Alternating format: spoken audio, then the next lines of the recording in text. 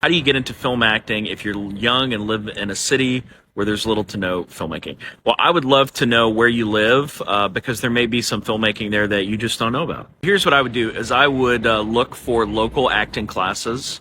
If you're in a really small town, just get into whatever you can get into. Okay.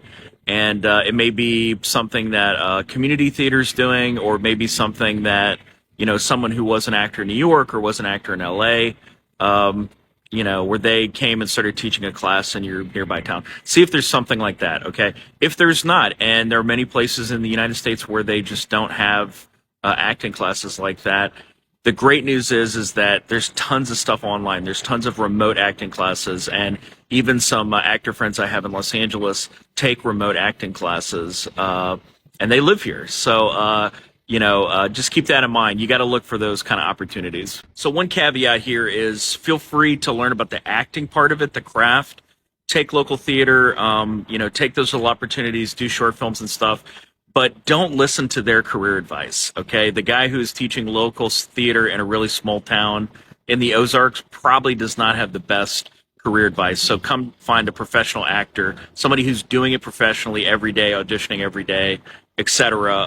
And you can find some of them on TikTok and listen to what they have to say about how to build your career. Say you're taking classes for a year, 2 years, you feel good, you have learned all this stuff from YouTube and TikTok about headshots and auditioning and slating and all these little technical things you need to know about auditioning in order to get the jobs, and you've exhausted the opportunities where you currently live. What's the next step?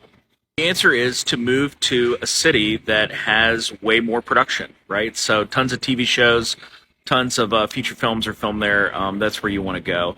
And it's actually better to move to a place that's not Los Angeles or New York in the beginning because there's just not as much competition. And what you're trying to do is you want to get to a place where you can audition for small roles, day player roles, like, these are one-day things, right? And you have a much, much higher probability of being cast in these roles if you're in a place like New Orleans or Atlanta than if you're in Los Angeles, right? In New Orleans, you're going to be one of 100 options. In Los Angeles, you're going to be one of 1,000 options.